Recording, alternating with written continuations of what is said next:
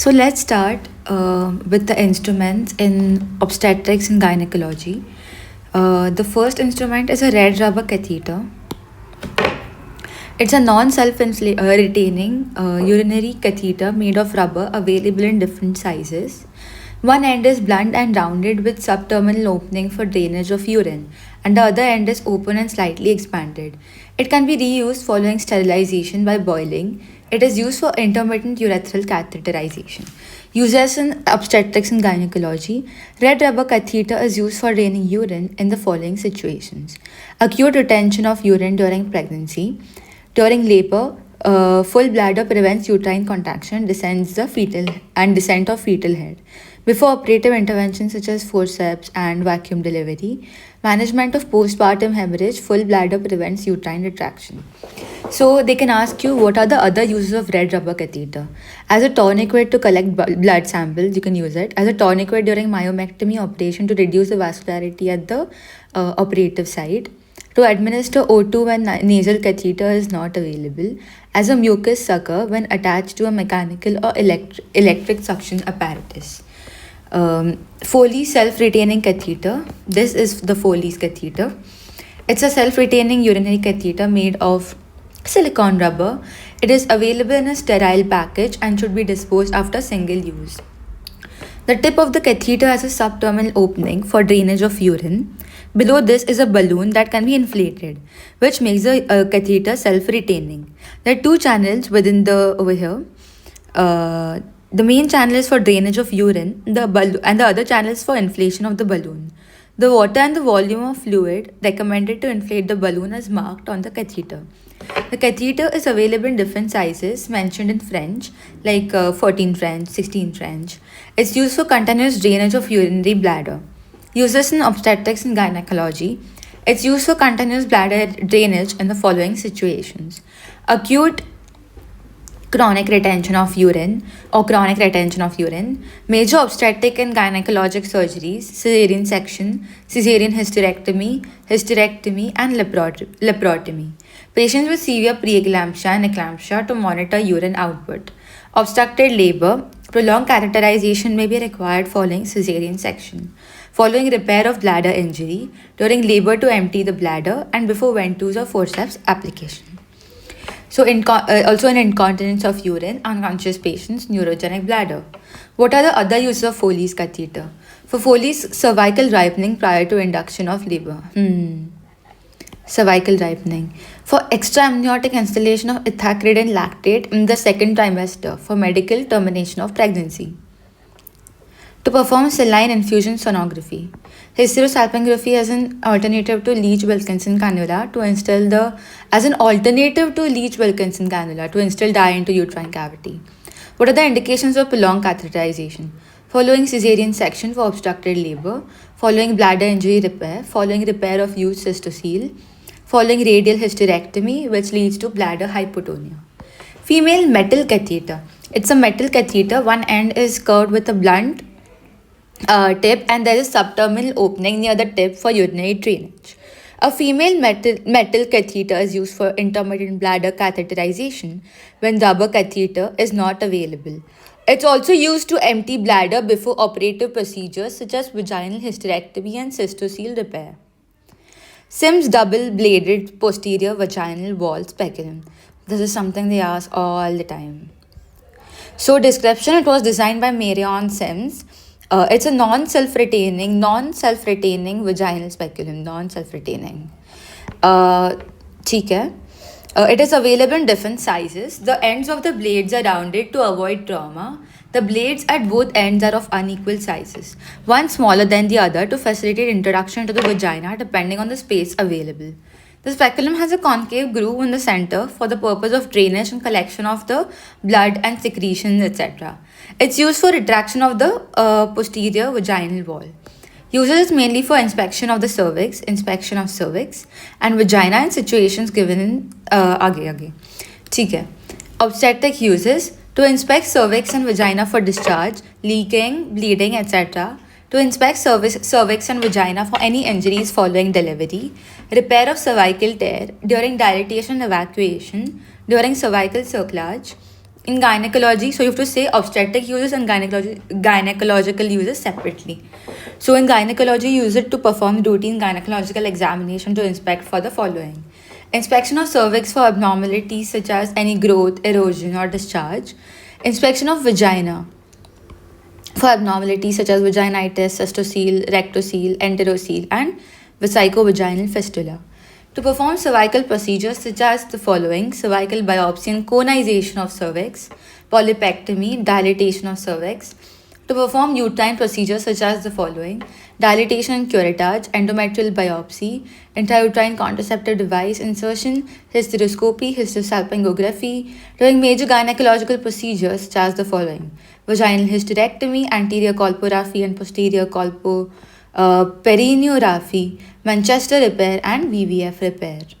Technique for insertion of speculum: the patient should be lying with the buttocks at the edge of the table in the dorsal position with thighs flexed or in lithotomy position. Lubricate the blades of the speculum, separate the labia, and insert the transverse axis of the blade along the long axis of the introitus. Once inside the vagina, rotate the blade by 90 degrees to retract the posterior vaginal wall. The cervix and the vaginal walls are examined. The posterior vaginal wall that is covered by the speculum is examined as the blade is withdrawn. What are the disadvantages? The patient needs to be at the edge of the table during the insertion of speculum, as it is not a self-retaining speculum.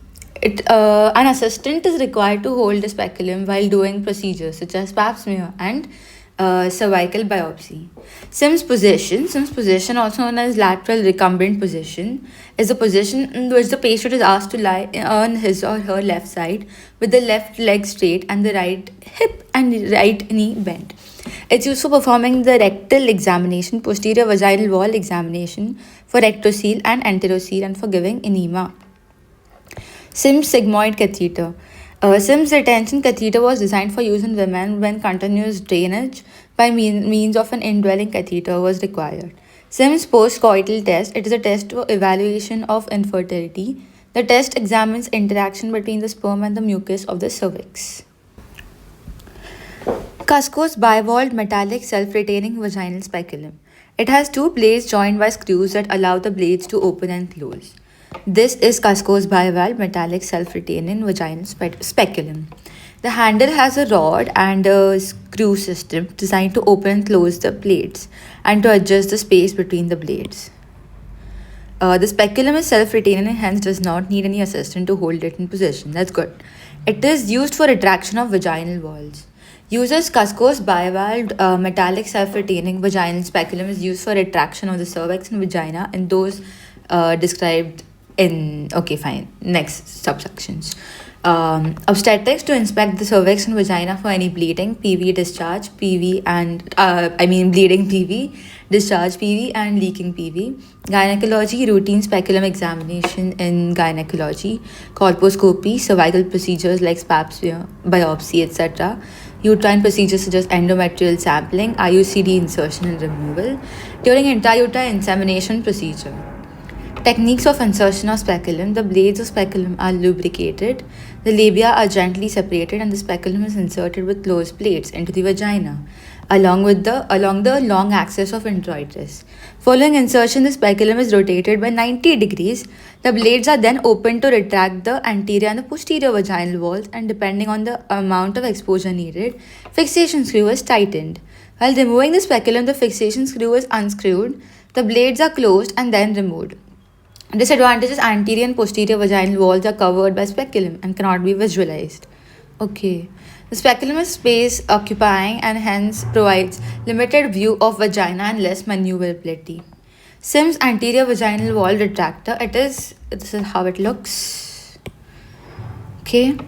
So it is a long instrument having a shaft and the oval fenestrated ends on both sides with transverse serrations. The ends are at an angle of 15 degrees to the shaft. It is used for retraction of the anterior vaginal wall. Retraction. It's used to retract the anterior vaginal wall in conjunction with Sims speculum to visualize the cervix and vagina. The indication is similar to that of Sims speculum. This is how it looks. Other uses of anterior vaginal wall retractor. It may be used as a blunt curette following delivery to remove placental beds and membranes. Rampli sponge holding forceps. It's a long metallic instrument with fenestrated rings having transverse serrations on the inner side and a handle with ratchet and catch. The sponge holding forceps is used for holding the gauze pieces during surgical procedures. General indications: to clean and prepare the skin before the start of surgery, to swab cavities such as vagina and pelvic cavity. Obstetrics: to hold pregnant. So, yes, this is something they had asked me in my internals viva. To hold the pregnant cervix because it is less traumatic when compared with what is this? A valsalum or a tenaculum. During procedures such as D&E and cervical encirclage. To identify and repair cervical tears, can be used to remove products of conception from uterine cavity in abortion when ovum forceps is not available. To check for hemostasis, to apply pressure over bleeding points during surgery, to keep the omentum and bowel away from the operative field, and to perform polypectomy. Sponge holding for this is how it looks. See, it's a long instrument and it has got fenestrated rings over here, and there are transverse serrations, as you can see. Transverse serrations. Alice tissue holding forceps. It's an instrument with sharp serrated multiple teeth at one end and a handle at the other end with the provision of ratchet and catch. It is used for grasping or retracting tough tissues such as fascia, tough tissues. Alice is for tough tissues. Uses: to hold the rectus sheath while incising and for closing the rectus sheath. To hold the angles of uterine incision in cesarean section as an alternative to green Armitage hemostatic lamp. To hold the vaginal apex during episiotomy repair. Gynecology: to hold the vaginal slabs in vaginal hysterectomy during closure of vault in abdominal hysterectomy, in anterior colporrhaphy and colpoperineorrhaphy, and during the repair of VVF vesicovaginal fistula or rectovaginal fistula. What are the other uses of Alice forceps? This is how it looks. See?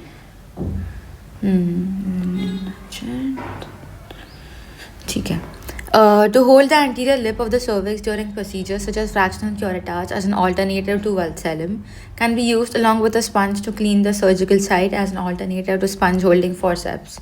Kocher's forceps. It is a long metallic instrument with a tooth at the tip of one blade and a corresponding groove on the other blade. The handle has a ratchet and a catch. It is of two types: straight and curved Kocher's forceps. The instrument holds tissues firmly when locked and slippage is less. Obstetric uses: to do artificial low rupture of membranes, clamping the umbilical cord following delivery. This is how it looks. Okay. Gynecological uses: to hold the uterus near cornual end during abdominal hysterectomy, to clamp pedicles, to remove pedunculated fibroid polyps, polypectomy. Needle holder, good old needle holder. It's an instrument used to grasp the needle while suturing during surgeries. The inner surface of the tip has serrations and a small groove. Yeah, there's a small groove for proper grasp of the curved needle. To maintain a firm grip on the needle, the jaws are textured and short compared to the shank, increasing the applied force following the principle of levers. Right. Used to hold the needle during surgical suturing. Curved artery and straight artery hemostatic forceps. These are overlapping with surgery. Most of these, The instrument has blades with transverse serrations on the inner surface and a handle with a ratchet and catch. So in A, you can see a small curved and long curved artery forceps. Small and long. Long straight and small straight artery forceps. No. Okay, right. So these were curved and these are straight, right? I can see the curve. There's a curve. Can you see the curve over here? Right. Long straight and small straight artery forceps and transverse serrations are shown over here. The picture is a little unclear, but okay. Okay. Anyways, it is of two types: curved and straight artery forceps. Both straight and curved artery forceps are available in two sizes, small and long. The small curved forceps uses a hemostat, and the small straight forceps is commonly used for holding stay sutures. The long curved and long straight artery forceps are used as hemostatic clamps. Uses in obstetric and gynecology to secure hemostasis, to clamp the pedicles before cutting and ligation, to hold and ligate the sutures, to hold the stay sutures, to hold structures such as peritoneum and rectus sheath during operative procedures, to clamp the umbilical cord following delivery of the baby. Sharp curved muscato hemostat. This is a small variety of artery forceps. Okay, it's a type of artery forceps to secure hemostasis, to hold stay sutures in abdominal and vaginal surgeries, to open cavity of abscesses. Babcock forceps. The instrument has triangular curved blades and when locked has a space between the two blades to contain tissue. Yes. It is atraumatic and is used for holding tubular structures like fallopian tube, appendix, intestine, and ureters without compressing them. That's nice. Uses to hold fallopian tube during tubal sterilization and tubal ectopic pregnancy, to hold vas deferens in vasectomy, to hold appendix during appendicectomy, to hold down ligament during hysterectomy, and to hold ureter during Wertheim's hysterectomy. So I would say let's stop over here, and we'll continue this in part 2 of the video. So do come back and watch it.